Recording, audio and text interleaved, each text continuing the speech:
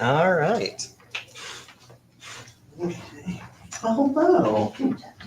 Well, thank you all so much for joining us. This is Left Bank Books presents magazine copy editor, writer, and illustrator Laura Carney, who will discuss the book where she discovers and finishes the bucket list of her late, free-spirited father, My Father's List: How Living My Dad's Dreams Set Me Free. Not the book I'm holding. Don't be confused with that. Carney tonight will be in conversation with journalist and documentary filmmaker Jeff Truesdell. Tonight's event is possible because of your support. When you support Left Bank Books, your money goes directly into the local economy. It is a certain online mega Goliath is having their big showy sale. And I will say that when you support a local bookstore, a local store, 64% of your money stays in the local community. When you support a place like that, 0% stays in your community. So not only when you support local, it keeps our bookstore open, but it also helps keep these streets paved, your libraries funded, your parks free, and so many other things that make St. Louis a better place. So I'd like to thank you all for shopping local and for supporting this event. I want to welcome our virtual audience. Hello, virtual audience. You will have an opportunity to ask questions tonight. So if you want to type in a question, you will need to be logged into YouTube to be able to do that. If you aren't logged in, it will just throw you right on out. But if you don't want to sit back and enjoy the event without typing in a question, you don't need to be logged in. But at the end of the event, I will be asking the virtual audience questions as well. I am Shane Mullen. I'm the events coordinator for Left Bank Books. I help produce our hundreds of author events each year with a fantastic team here in St. Louis. We are so happy to be producing great in-person events this summer. Be sure to check out our event calendar on our website, left-bank.com, for a full list of all of our programming for readers of all ages. We have Landon Jones tomorrow night. That's very exciting. The connections are wild. We did announce a couple weeks ago James McBride, National Book Award winner, who will be joining us on August 17th. And today we announced that we will be hosting Naomi Klein this fall. I have several other big announcements that are coming up, so be sure to stay tuned. Now about tonight's book. Katie Arnold, the author of Running Home, a memoir, says, brave, big-hearted, compulsively readable, My Father's List is a joyful affirmation of embracing life to its fullest after a terrible loss. Carney's energy to fulfill her father's dream is infectious, and her refreshing vulnerability has me rooting for her on every page. And I will leave some of this, the rest of the description so we can get started for the conversation. Our guests tonight are Laura Carney, a writer and magazine copy editor in New York. Laura Carney has been published by The Washington Post, The Associated Press, The Hill, Runner's World, Good Housekeeping, Vic's Upworthy, Maria Shriver's Sunday Paper, and other places. She has worked as a copy editor in national magazines, primarily women's, for 20 years, including Vanity Fair, GQ, People, and Good Housekeeping. This is her first book that we are very happy to celebrate. Tonight she will be in conversation with Jeff Truesdell. Jeff is a journalist and documentary filmmaker who for the past 17 years has been a features, crime, and social justice reporter based in St. Louis for People magazine.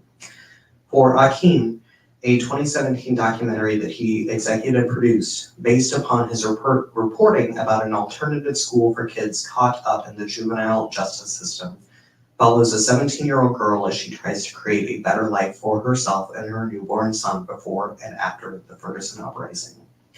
Now, on behalf of Left Bank Books, would you all please help me in warmly welcoming our fantastic guests, Laura Carney and Jeff Truesdell.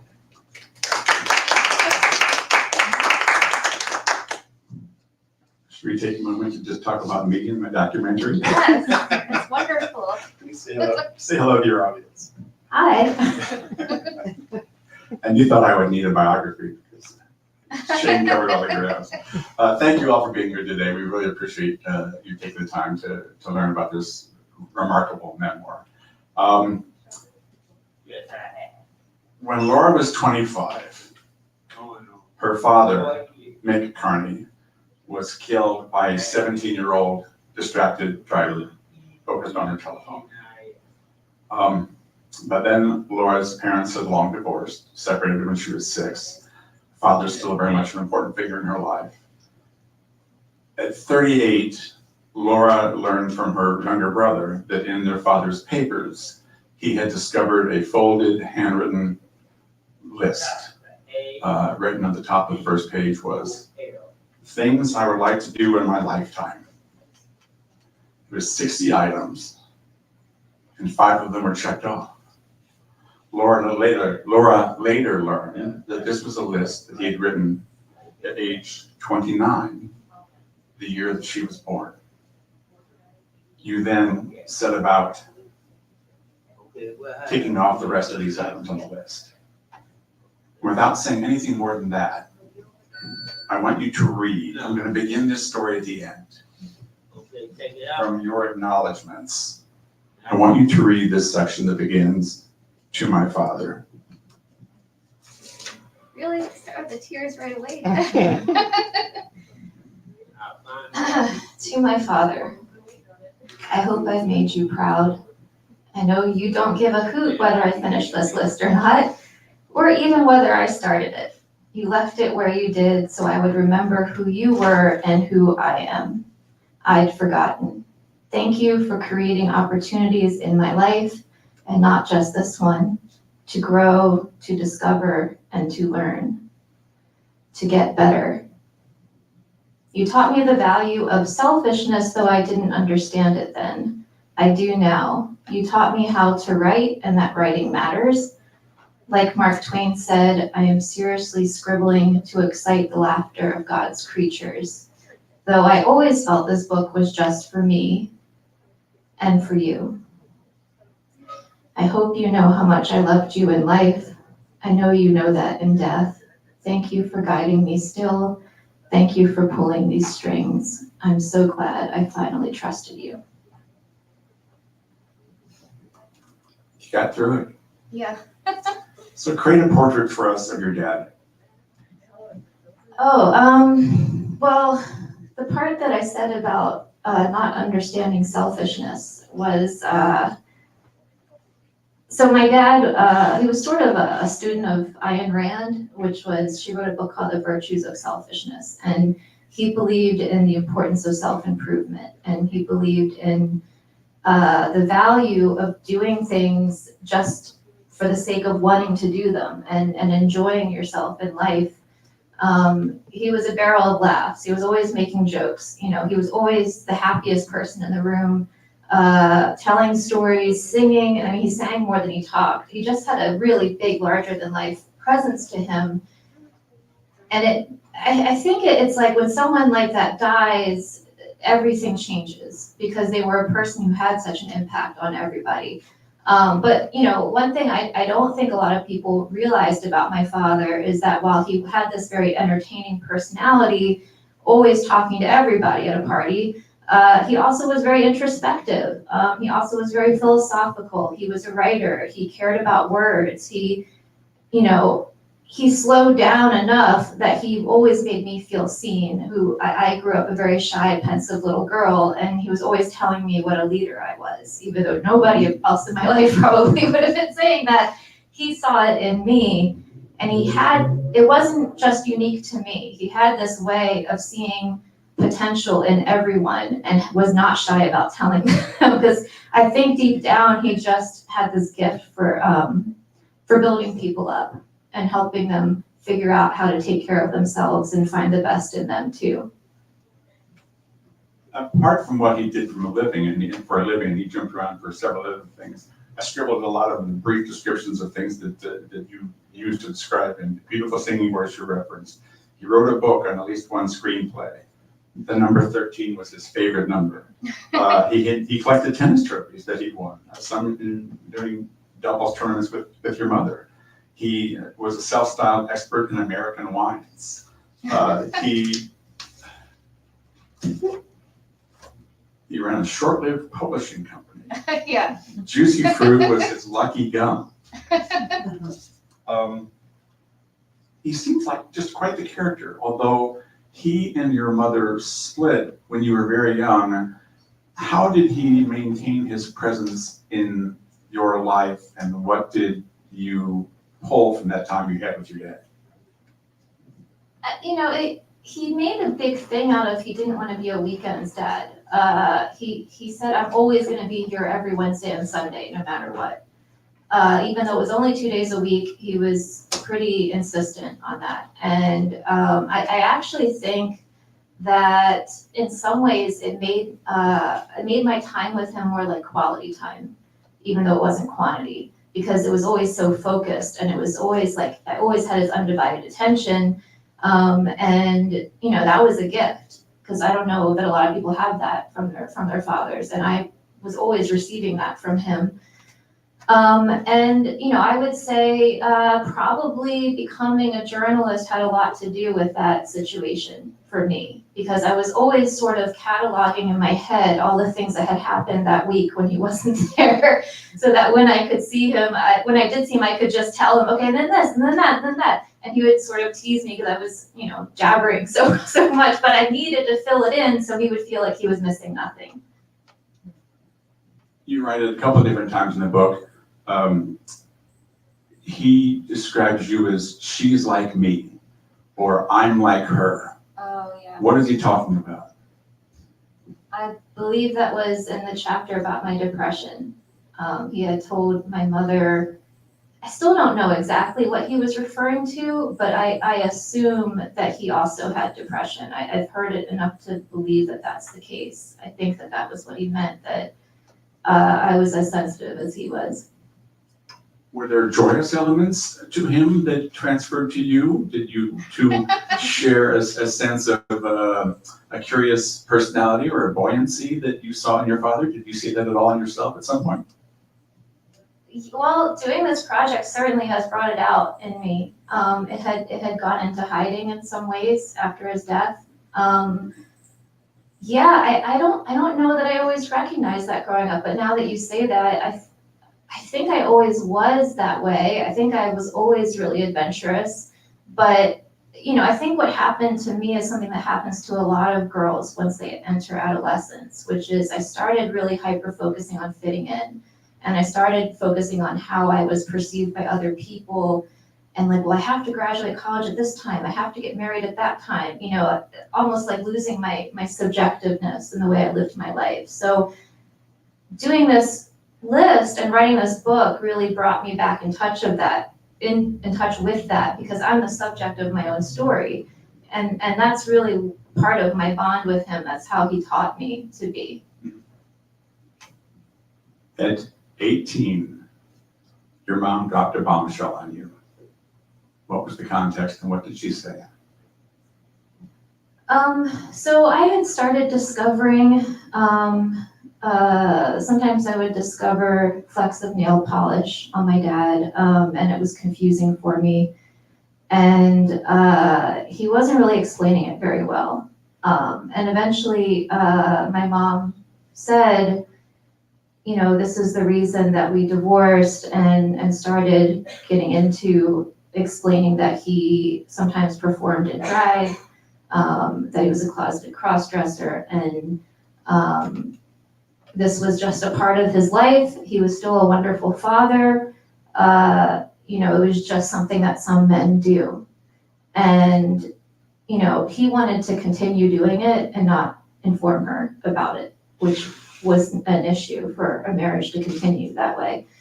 And it was a very traumatic thing for both of them. It became a family secret. They didn't tell my brother or me to protect us.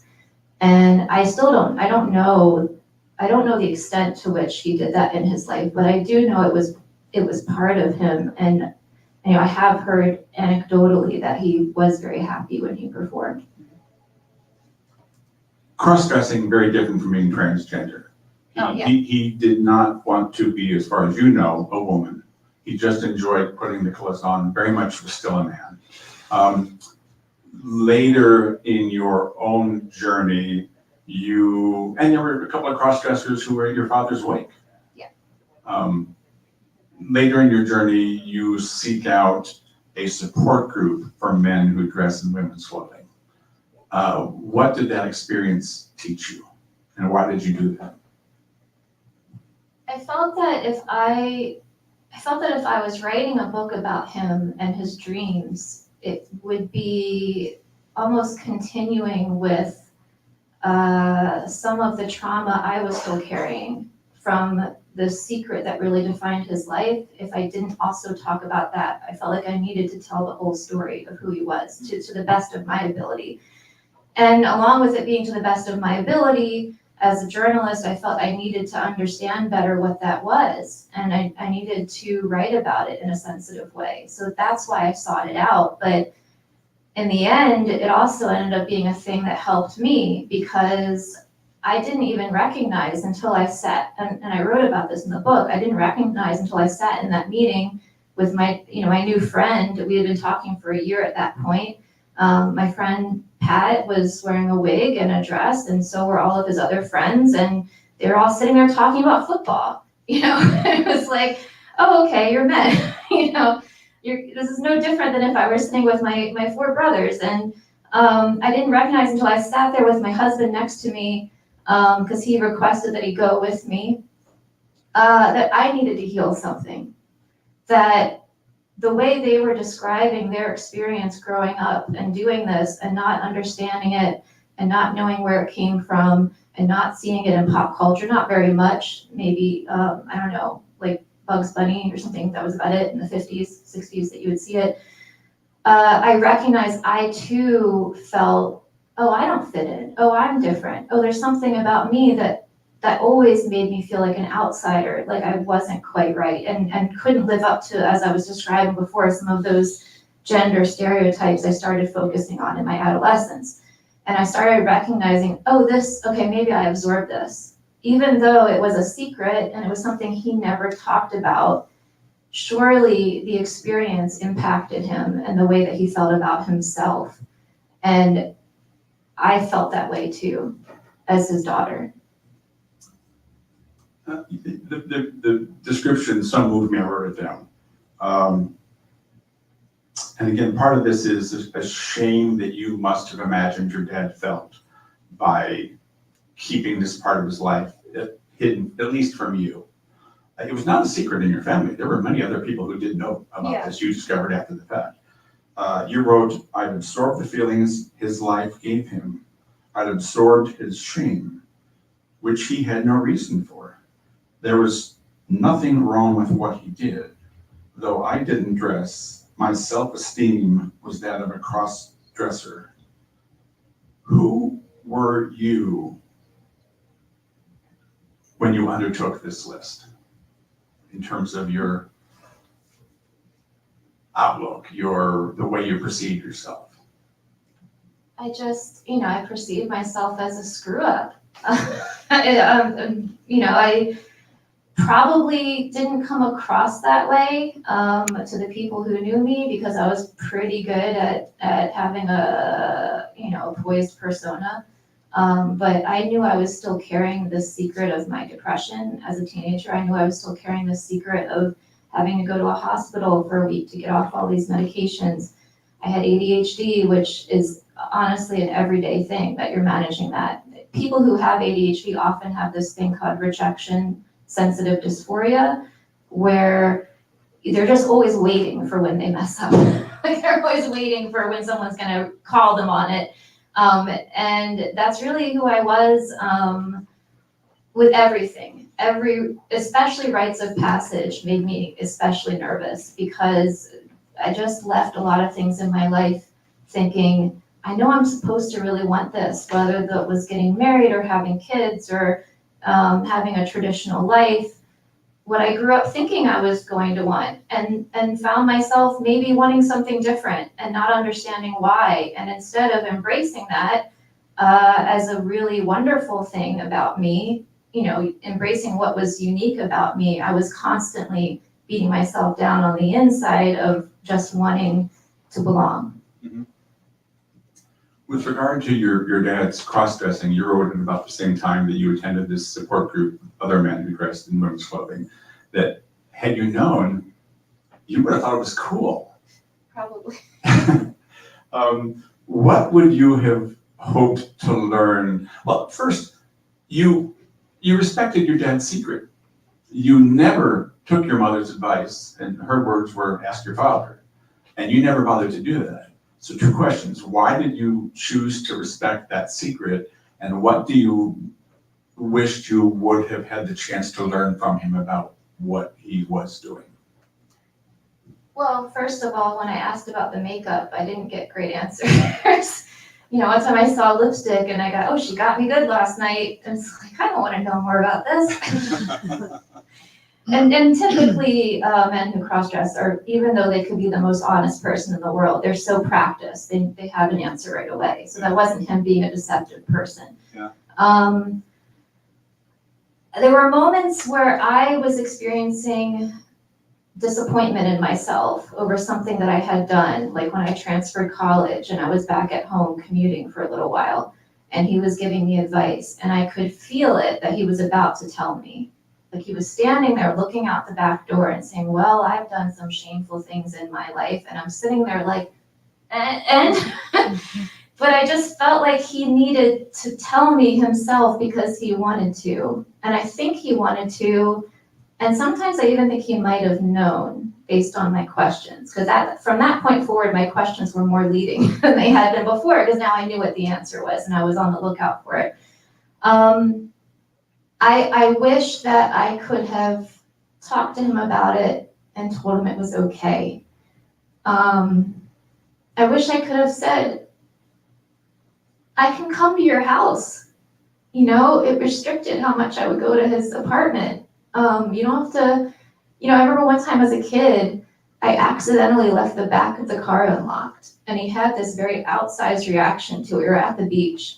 And we got back to the car later, and it was always my brother and him and me. So obviously I have to go in the girls' bathroom and they're going in the boys' bathroom together, so I'm on my own. And so I got back to the car first, and this is the 80s, so as a kid you could go anywhere. And I didn't lock it, and later he was just like, why would you not lock that? And I thought, that's weird, my dad doesn't usually lose his temper. And now I feel like, well, maybe there was something in there, I don't know. Maybe there was a protectiveness of this. I think probably if he had lived longer, there would have been an opportunity to have some communication about that, because of course times change.